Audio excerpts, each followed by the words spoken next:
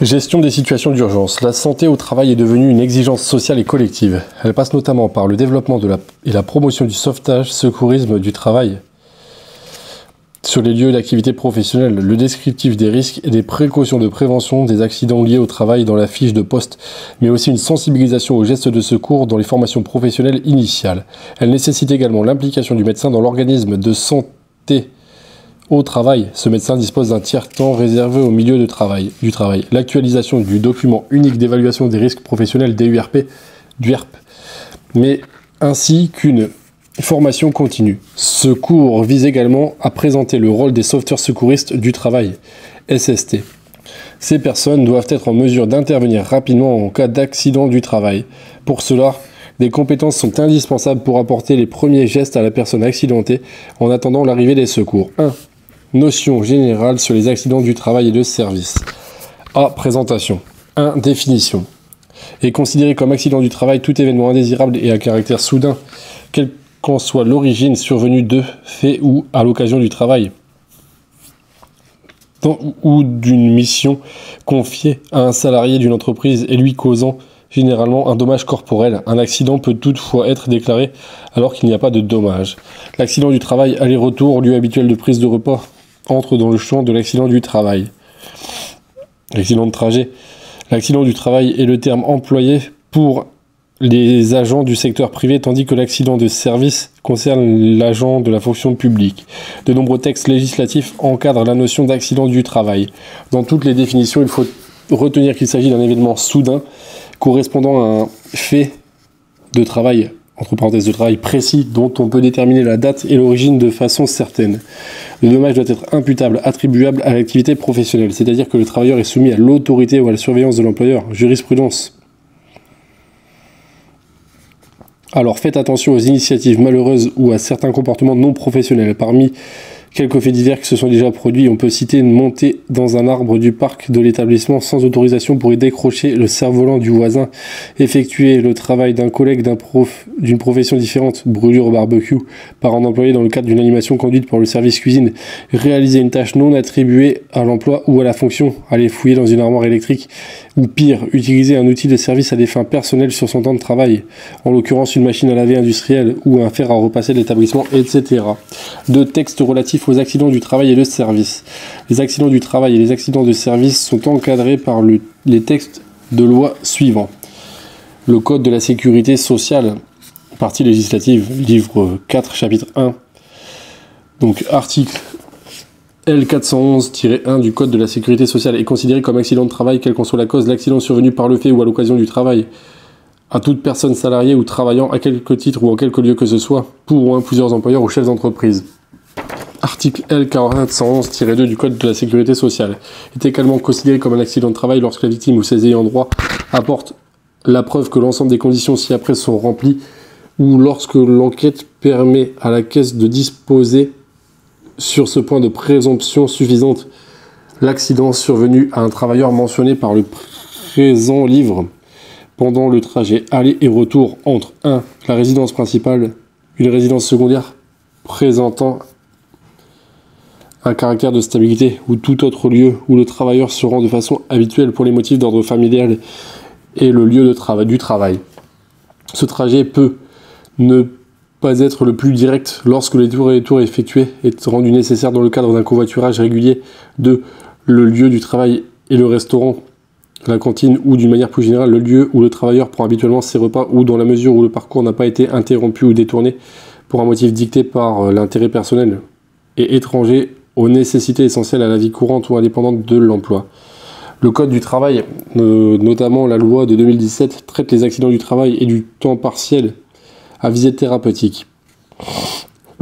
Pour les textes entourant l'accident de service, du trajet et la maladie professionnelle dans la fonction publique, il existe un guide spécifique à ce secteur mis à jour en 2019. Les différents chapitres de ce guide sont téléchargeables sur le site de la fonction publique www.fonctionpublique.gouv.fr.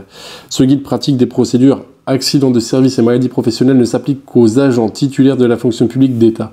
Il peut y avoir quelques différences minimes avec les agents de la fonction publique territoriale et hospitalière. 3. Déclaration d'un accident de travail ou de service.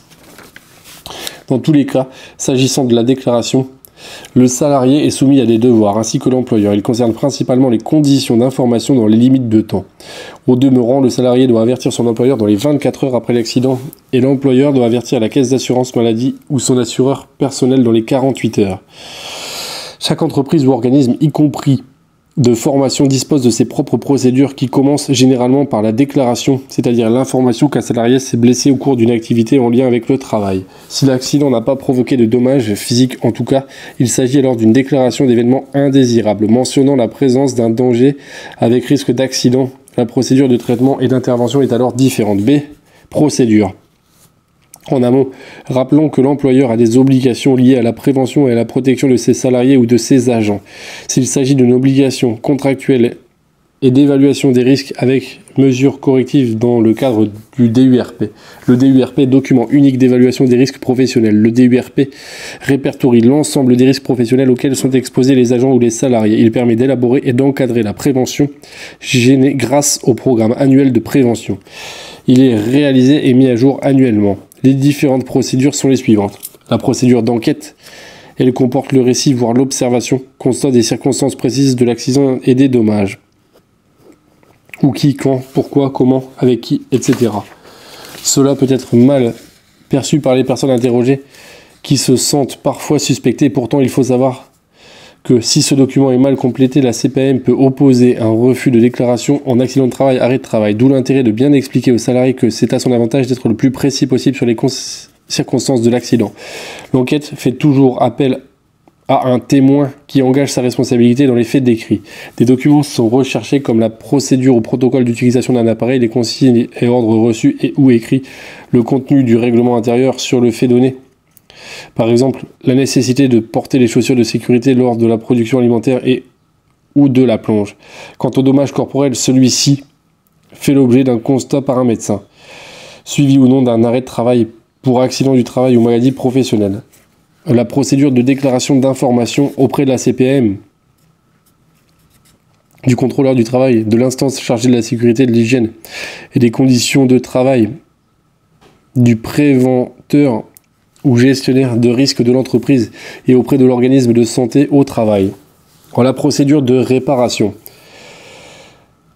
la victime bénéficie d'une réparation forfaitaire, sauf qu'il s'agit d'une faute inexcusable de service. Sauf s'il s'agit d'une faute inexcusable de service, la réparation forfaitaire a lieu sous forme d'indemnité journalière, de pension d'invalidité, de salaire à taux plein lorsque l'agent est fonctionnaire, etc.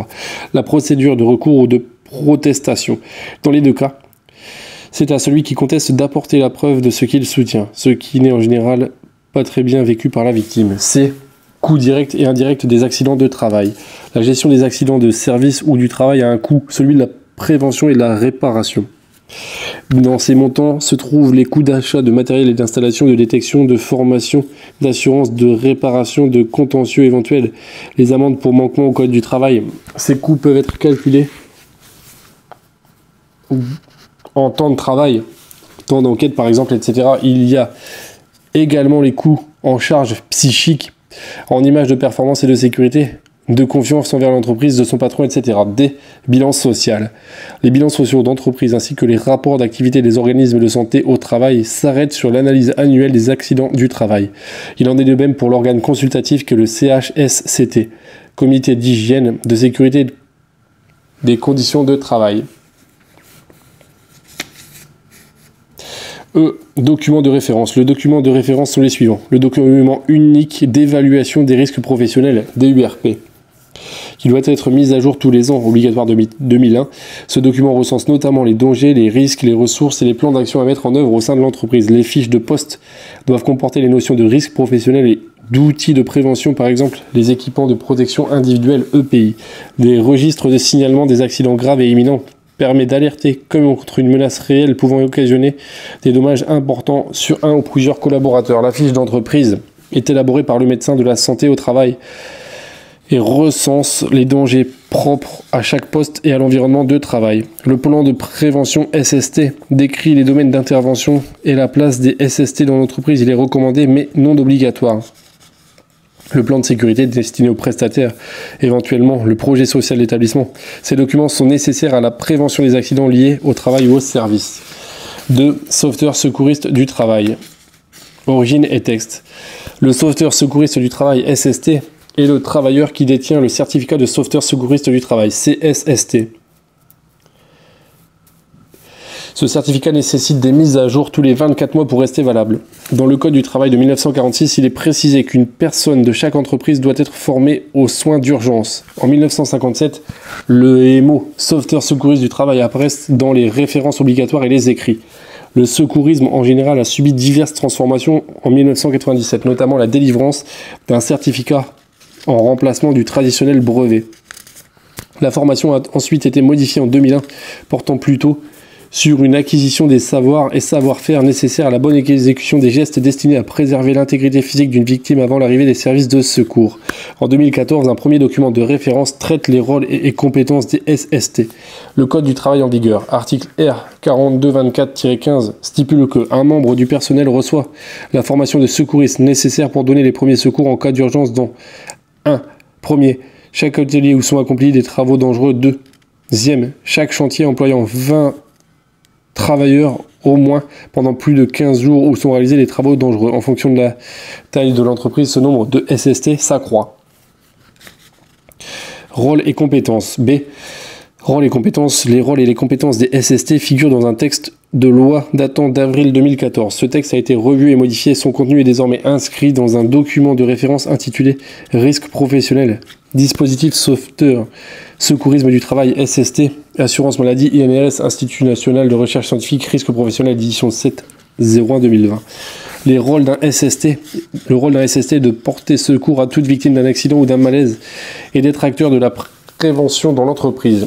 Les compétences attendues portent sur le risque et dommages liés au travail et la nature de celui-ci. La fiche d'entreprise élaborée par le médecin de santé au travail et le document unique d'évaluation des risques professionnels, DUERP, sont une aide à l'élaboration des compétences attendues. Pour autant, le document de référence de l'INRS cite 2 compétences. Intervenir face à une situation d'accident du travail et contribuer à la prévention des risques professionnels dans l'entreprise. Le SST peut, au même titre que n'importe quel employé, signaler et enregistrer un risque professionnel grave et imminent auprès de son employeur, registre obligatoire. La formation de SST correspond à 14 heures de formation avec un formateur également formé et employé dans un organisme de formation habilité. Le détenteur du certificat peut arborer le logo du SST, à savoir un cercle dont la bordure est la couleur verte. À l'intérieur de ce cercle, dans sa partie supérieure, figure l'inscription « Sauveteur secouriste du travail ». Dans sa partie basse du cercle, figure un autre cercle également de couleur verte, mettant en exergue le grand S de couleur blanche.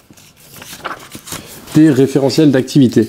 L'activité de SST s'effectue en complément de l'activité professionnelle. Elle contribue aux obligations qui s'imposent à l'employeur en termes de sécurité pour protéger la santé physique et mentale des travailleurs. Code du travail, article L 4221-1 et 2 et R 4224-15. Rappel des articles L 4221-1 et 2 du Code du travail. L'employeur prend des mesures nécessaires pour assurer la sécurité et protéger la santé physique et mentale des travailleurs. Ces mesures comprennent des actions de prévention des risques professionnels, des actions d'information et de formation, la mise en place d'une organisation et des moyens adaptés. L'article L 4221-2 cite les 9 principes généraux de la prévention. Les 2 mesures principales sont l'intervention en situation d'accident du travail, porter secours, l'association à la démarche de prévention des risques professionnels et de la culture de prévention. 3. Principe de prise en charge d'une situation d'urgence. Alors, mise en garde. Les contenus qui suivent sont un condensé des actions de secourisme. En aucun cas, leurs contenus ne permettent l'attribution d'un certificat et ne remplacent la formation SST. Nous ne pouvons que vous encourager à suivre cette formation de sauveteur secouriste du travail et ou mettre à jour vos compétences dans le domaine. A. Rappel sur les acteurs de la prévention. Principe général de gestion des risques professionnels. Tous les salariés sont acteurs de la prévention. Tous détiennent une part de responsabilité sociétale d'entreprise individuelle dans ce domaine. Des instances représentatives du personnel existent pour traiter spécifiquement les conditions d'hygiène, de sécurité aux conditions de travail et de conditions de travail. Qui plus est, d'autres personnes sont en première ligne dans la prévention avant la réparation. L'employeur, les préventeurs ou gestionnaires de risques, le médecin ou de l'organisme de santé au travail et ses collaborateurs, les sauveteurs secouristes du travail, les services de santé au travail interne, et lorsqu'il y en a un, le contrôleur du travail. B. 5 règles d'or. Voici 5 règles à respecter. Voici 5 règles à respecter pour gérer une situation d'urgence qui sont liées à 4 actions majeures. Protéger, examiner, alerter et secourir. Respecter le cadre d'intervention des SST. Il est notamment défini dans un document intitulé Plan d'intervention SST.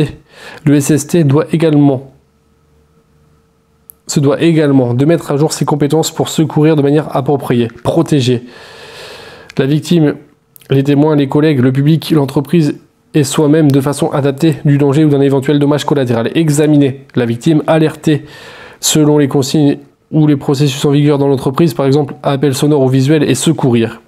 C'est la protection. Assurer la protection de la victime consiste essentiellement à isoler la zone, à alerter et à éviter un suraccident. 1. Isolement et protection de la zone. La protection consiste à protéger la victime d'un suraccident lorsque la zone est dangereuse. Par exemple, une corniche du toit s'est effondrée sur un salarié lors d'un déplacement aux abords du bâtiment. Cette chute peut entraîner d'autres effondrements. Tous ceux qui vont s'aventurer dans ce secteur par curiosité ou pour soutenir la victime sont confrontés au danger. La protection consiste à sécuriser le périmètre de la zone dangereuse par des ressources techniques, barrières de sécurité, plots orange, hamac ou filets de sécurité informative, panneaux téléphone, mail groupé, préventeur, etc. Dans le cas présent, il est impératif de protéger la victime d'une seconde chute de pierre et de se sécuriser soi-même avec un casque, surtenue protectrice épaisse, grosse couverture, parapluie, etc. Le temps d'organiser le dégagement d'urgence et l'isolement de cette victime et les secours dans la zone dangereuse. Attention, le dégagement d'urgence est une manœuvre exceptionnelle qui n'est pas sans danger car elle peut aggraver les dommages subis par la victime. 2. Alerte. L'alerte. La protection consiste notamment à utiliser ou faire utiliser l'outil ou l'alerte la plus appropriée à la situation de façon à limiter le nombre d'autres victimes. L'alerte est généralement le premier moyen de la chaîne organisationnelle de secours. Elle doit être rapide, précise, efficace et compréhensible par le plus grand nombre du collectif. Elle utilise des outils techniques ou informatiques simples, téléphone, bouton de secours, interphone, cri, déclencheur manuel, y compris de sécurité incendie, beeper, bande d'appel, etc. Le SST doit savoir distinguer et interpréter les différents messages d'alerte, notamment ceux spécifiques à son entreprise, mais également ceux destinés à la population. Le message national d'alerte. Le message national d'alerte aux populations est particulier. 3 cycles successifs d'un signal sonore d'une durée de 1 minute 41 secondes, chacun séparé par un intervalle de 5 secondes, suivi d'un son continu de 30 secondes. C'est généralement la sirène municipale qui retentit de cette façon très particulière, notamment dans certaines communes, un jour précis chaque mois, afin de vérifier son fonctionnement. Il ne faut pas confondre ce message d'alerte à la population avec les sirènes des pompiers annonçant un danger imminent ou la corne de brume des aménagements hydrauliques. 3. Les numéros gratuits à connaître, le 18 sapeur-pompier ou 118, 15 pour le SAMU, le 17 pour la police ou 117, le 112 numéro d'appel d'urgence unique, le 115 pour le SAMU social, le 114 pour une personne en difficulté de communiquer, sourde ou malentendante. 4. Le message d'alerte.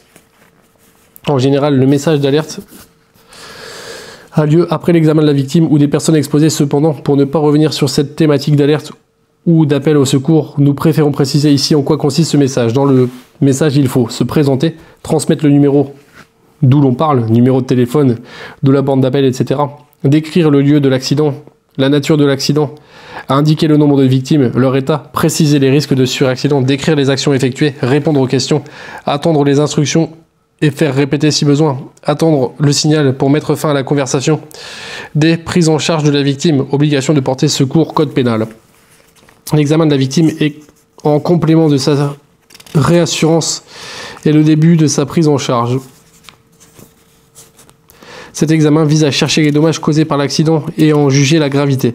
Il s'agit donc de faire un premier diagnostic global de son état physiologique. Dans le cas de la chute de corniche sur le salarié, cet examen consisterait à rechercher les signes de contusion corporelle, plaies, saignements, etc. occasionnés par les morceaux de corniche ou par la chute du salarié, puis évaluer son état de conscience, soit parce qu'il a pu recevoir un morceau de corniche sur la tête, soit parce qu'il a pu se cogner la tête en tombant. Dans ce cas précis, la prise en charge consiste également à déplacer la victime pour l'éloigner du risque de surexposition au danger. La suite de la prise en charge sera ensuite d'agir en fonction de cet examen dans l'attente des secours spécialisés. Suite à cet examen, on pourra communiquer au secours les éléments descriptifs nécessaires aux prises de décision qui suivront. Prise en charge des témoins, des personnes venant en secours. On l'a vu, tout intervenant, quel qu'il soit et quelle que soit son intention, doit aussi être pris en charge. Réassurance, protection, éloignement, participation aux messages d'alerte des premiers secours, recherche de matériel de protection et de sécurisme, attente ou accompagnement des services de secours, information aux chefs d'entreprise, etc. En effet, le SST ne peut tout assumer. Il doit distribuer les rôles. Il faut savoir que les 3 premières minutes sont cruciales pour sauver la victime.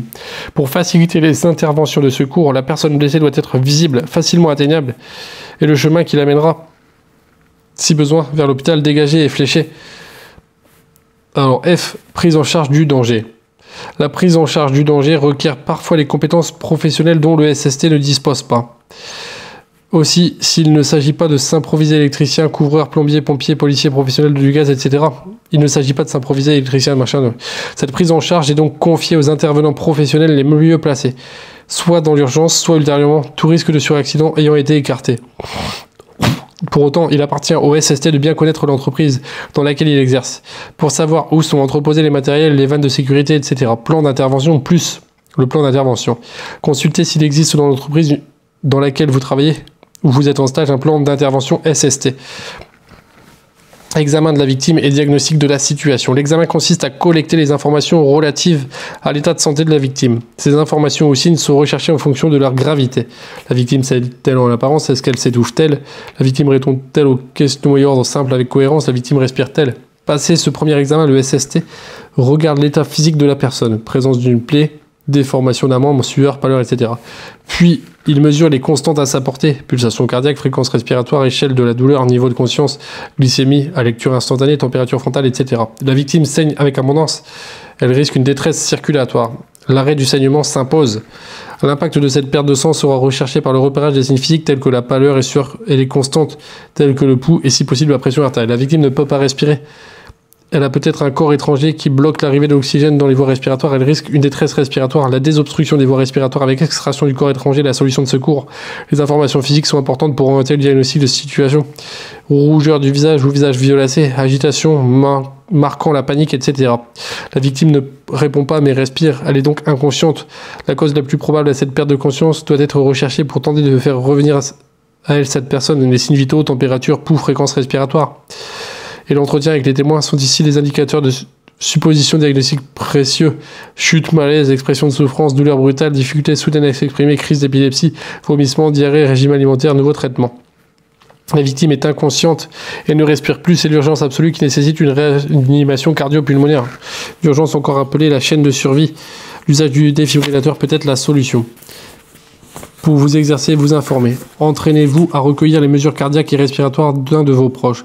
Consultez sur Internet les vidéos de la Croix-Rouge française qui, chaque année, le 12 septembre, organise la journée mondiale des premiers secours. www.croix-rouge.fr. Consultez l'outil de gestion des formations initiales ES et Stogeli et naviguez à l'intérieur des liens. www.est-inrs.fr. 5 premiers secours. Les premiers secours s'organisent de manière différente selon les situations et les symptômes observés. On parle aussi de gestes d'urgence.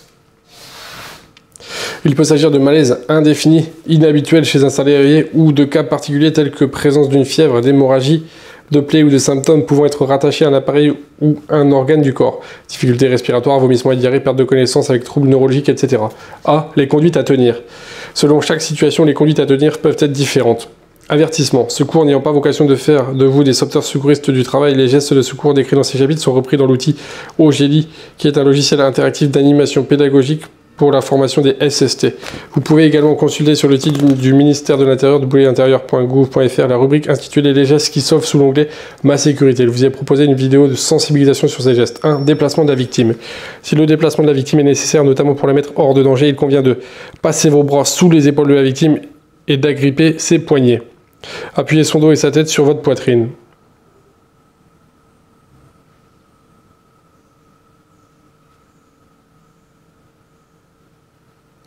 Tirez ainsi vers la victime en douceur en laissant ses talons glisser au sol. Il faut avant tout protéger la tête et la colonne vertébrale de la victime, c'est pourquoi il ne faut jamais la tirer par les pieds.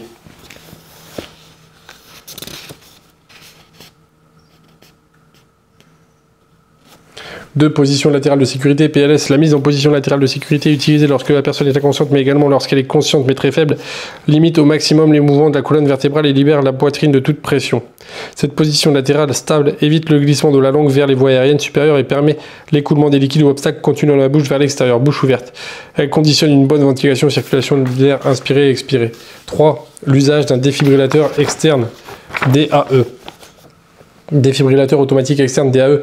Le DAE est un appareil qui analyse l'activité électrique du cœur de la victime et reconnaît une anomalie grave du fonctionnement du cœur à l'origine de l'arrêt circulatoire. Sur commande de son utilisateur, il délivre un choc électrique, information vocale et visuelle qui va stopper l'activité anarchique du cœur ou le faire repartir. 4. Compression locale. En cas d'hémorragie, la compression locale pratiquée avec la main, protégée de tout contact avec le sang de la victime ou avec un pansement compressif, doit recouvrir la totalité de la plaie et être suffisante pour arrêter le saignement. Cette compression sera permanente jusqu'à la prise en charge de la victime par les secours. 5. Libération des voies aériennes supérieures, LVR. Lorsqu'une personne s'étouffe, notamment avec des produits alimentaires ou des petits objets, il faut asséner jusqu'à 5 claques entre les omoplates en tenant la victime penchée en avant et en la maintenant avec son deuxième bras. Si ce n'est pas suffisant, il faut effectuer 5 compressions abdominales en plaçant ses mains, poings fermés, entre le nombril et le sternum de la victime, celle-ci en position debout ou couchée. En position debout, il faut se tenir derrière la victime en position allongée.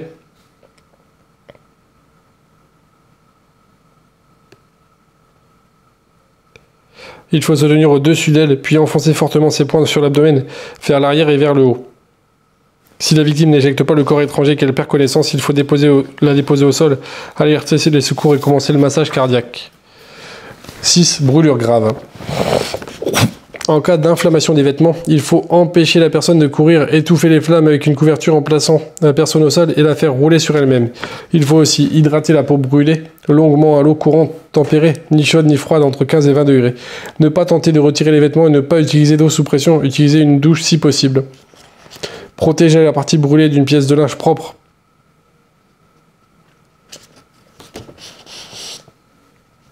Pas de laine, privilégier un tissu de type thé d'oreiller par exemple. Et préférer la position de demi-assise dans l'attente des secours. B. Cas particulier, le malaise. 1. Le malaise. Il faut avant tout rechercher les causes du malaise et agir en conséquence. Par exemple, un malaise provoqué par la chaleur.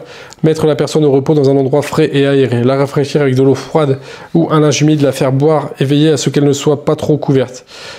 Le malaise peut être provoqué par un manque de sucre, glucides dans le sang. Si la personne est consciente, préférez le sucre en morceaux. En effet, ils font et agir rapidement, ce qui empêche la personne de refaire un malaise dans l'immédiat. Cependant, il faut mieux le coupler à un sucre lent qui empêchera un nouveau malaise à plus long terme. Si le malaise est dû à une chute de tension artérielle, il faut allonger la personne au sol et, si besoin, surélever les membres inférieurs afin que le cerveau continue à être irrigué. 2. La douleur. Il ne faut pas chercher à mobiliser la partie douloureuse, il est préférable d'allonger la personne et de maintenir sa conscience si la douleur est consécutive à un traumatisme sur la tête. 3. La prise de médicaments. En cas de prise de médicaments ou d'ingestion de produits chimiques, il ne faut surtout pas faire boire la victime. En effet, lui faire boire de l'eau comme du lait pourrait accélérer le transit digestif et par conséquent l'absorption du médicament ou bien faire mousser le produit. Il ne faut pas non plus chercher à le faire vomir car il pourrait se brûler l'œsophage et la bouche en vomissant. Il convient donc de ne pas laisser la victime seule sans surveillance et de la mettre en position demi-assise si elle est consciente ou en position latérale de sécurité PLS si elle est inconsciente. Il faut également appeler le centre anti-poison local ou les secours et attendre leur arrivée sans transporter la personne. Il convient par ailleurs de récupérer la boîte, un médicament, la notice, un emballage, tout ce qui pourrait aider les secours à trouver un contrepoison. 4. La réaction allergique massive et rapide. Il est possible qu'une personne allergique ait en sa possession de quoi agir contre un œdème des voies aériennes supérieures. Il s'agit souvent d'une injection sous-cutanée ou intramusculaire. Dans ce cas, comme il s'agit d'une urgence, il faut utiliser le produit en suivant impérativement le mode d'emploi.